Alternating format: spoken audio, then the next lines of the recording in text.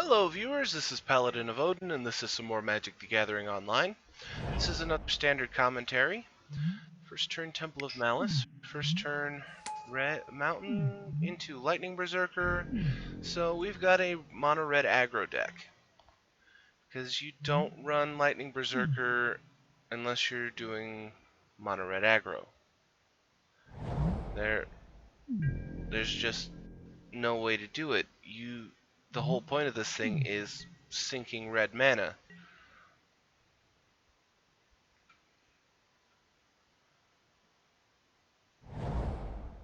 Oh, called my bluff, huh? I guess that's not really the proper term, but you get what I'm talking about. I called his deck a mono red aggro, and he proved me wrong. So, red black versus red black. And he didn't fire breathe the berserker on the attack.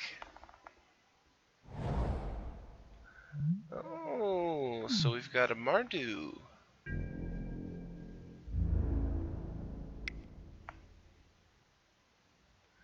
Okay, finally decides to fire breathe him.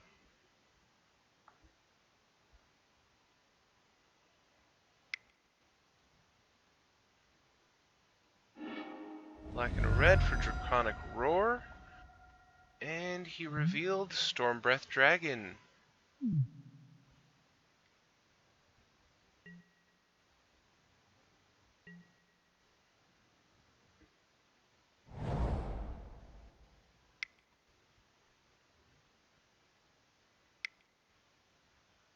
And Thunderbreak Regent. Okay, the Mardu player is in serious trouble.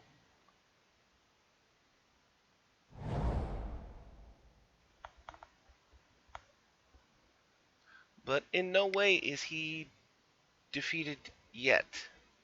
Outpost Siege. Don't see this one very often. Choosing cons so that he can get pseudo card draw.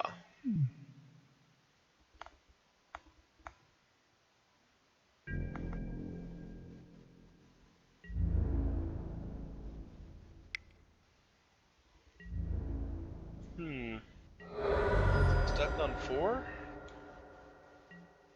Yes, he is. It's unfortunate for him. Loses a little momentum that way. Turn 4 Thunderbreak into a turn 5 Stormbreath is very powerful. Unfortunately for him, he couldn't manage it.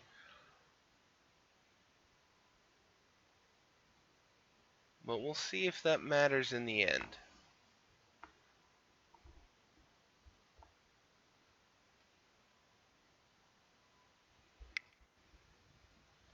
Okay, Shadow Spear with a dash.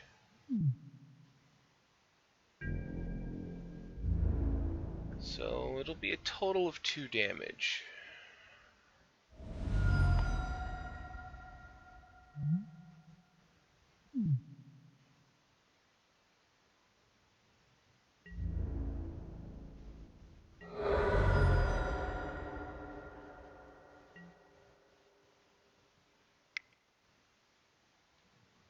And Alesha, who smiles at death.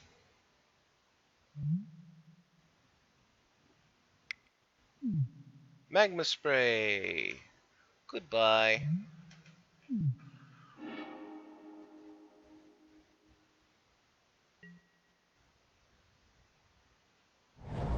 Stormbreath.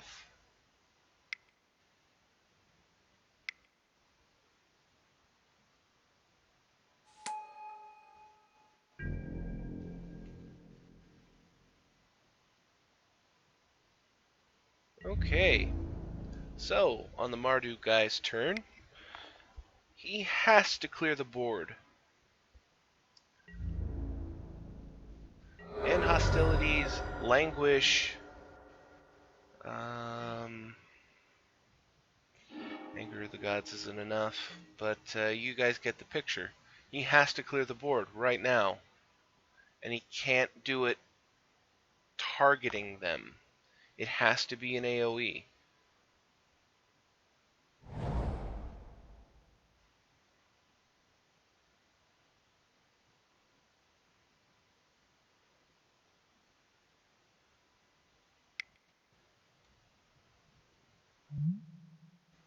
Ambuscade Shaman.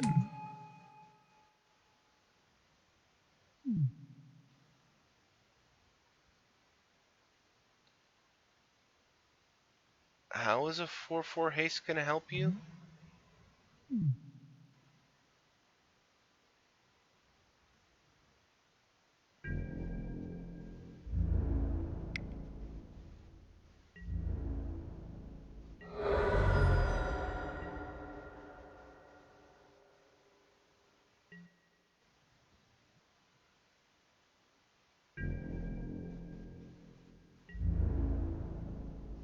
And you're dead.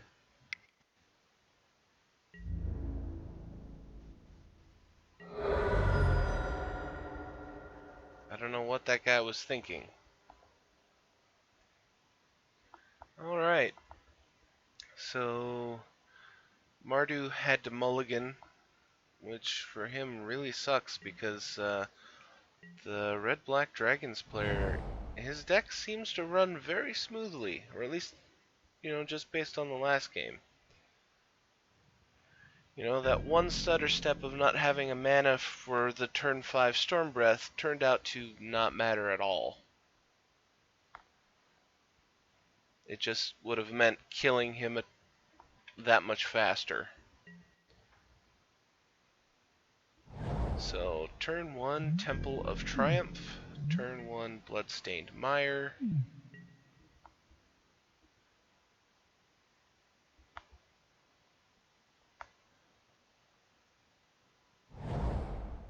Swamp. And nothing.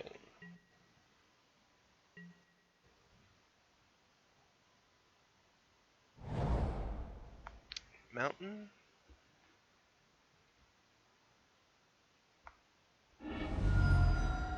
Okay, he's popping the mire.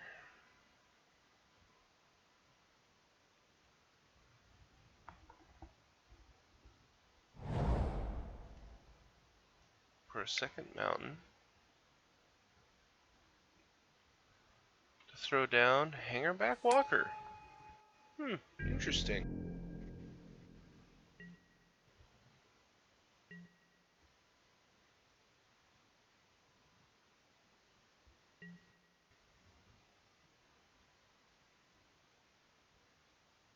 I have to say, the first time I saw Hangerback Walker, I wasn't sold.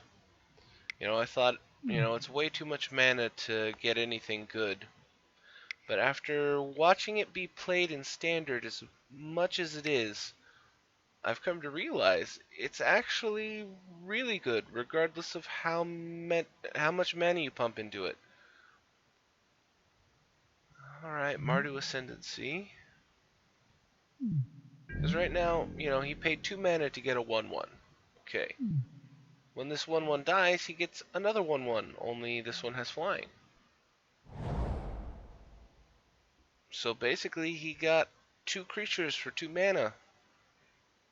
And then on top of that, you can continue to make him bigger. So effectively, he has more than 1 life. And the great thing about him is you can respond to somebody killing it by putting another counter on it. Okay, Mogus. We have each opponent's upkeep deals 2 damage to them unless they sack a creature.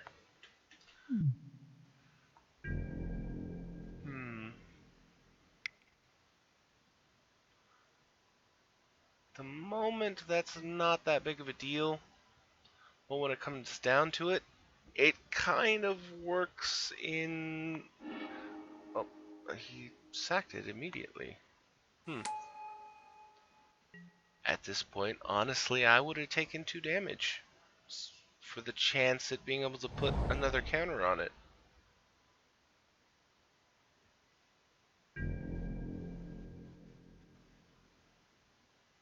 But what I was going to say is, having to sacrifice a creature can work out in his advantage, because he can sack the walker and get more creatures than he lost that he can attack with, and then also, if it comes down to needing to, he can sacrifice them.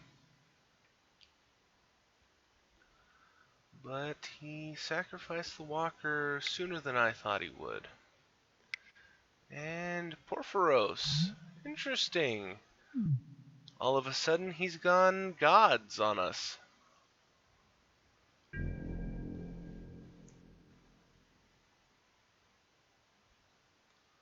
Last game, it looked like he was running a Mardu dash deck, and now, possibly after sideboarding, it's all of a sudden looks like a Mardu gods deck. Okay, Kolagon's command. Oh, I see what you're up to. You are very tricky. So, he's bringing back the walker and making the Mardu discard one card. Oh, and he discards Kolagon. That's slight poetic justice. Kolagon's command to get rid of Kolagon.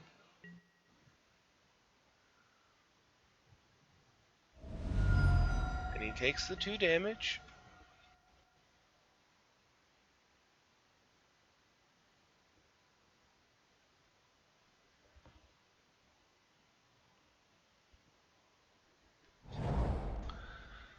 But the Mardu player is in a pretty good position. Okay, Stormbreath Dragon, here we go.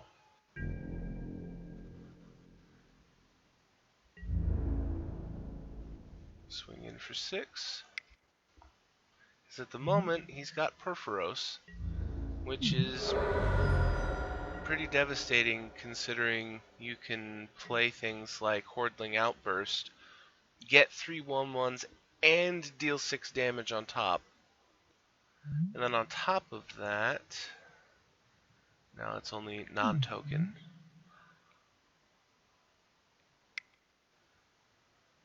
But how much is he? Needs 2 more to turn him on, and 2 more to turn him on. So, playing Ambuscade Shaman.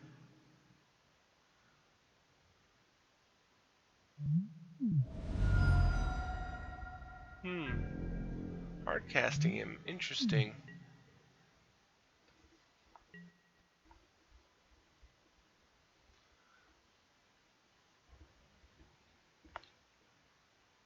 It's an interesting choice that I don't understand.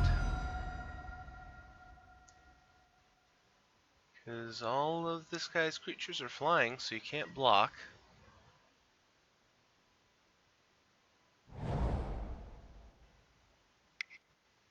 Unless it's just for the devotion. Like, he desperately needs it. Oh. X creatures you control. You get +1. So, +2, +0 for each creature. 6, 12. Game.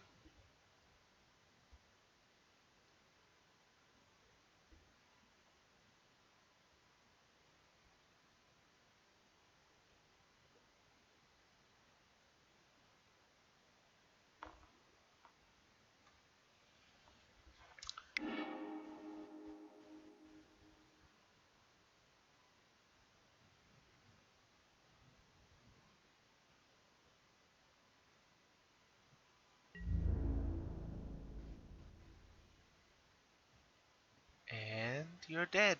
I don't know what took you so long to realize that. Also, your deck is trying to do too many things at the same time. You know, if you're trying to do god combos and things like that, do a god deck. If you're trying to do a dash deck, do a dash deck. There might be a couple of cards together that, that would work in a combination of those two decks, but your deck is entirely too slow. And in my opinion, it's entirely because you're trying to do too many things at the same time. as opposed to your opponent, the Dragon deck, whose deck ran perfectly reliable. He did everything he needed to do. So there you go, folks. That was Mardu Dash Gods versus Red Black Dragons. And if you liked what you saw, hit that like and subscribe button for me, and I'll see